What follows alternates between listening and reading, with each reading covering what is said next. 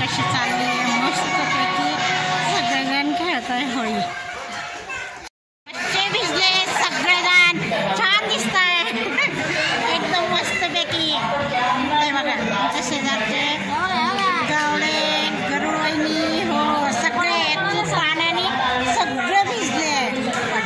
हां ते बघा कसला कलर झाला ह्यांचा मस्त एन्जॉय करताय. हे बघा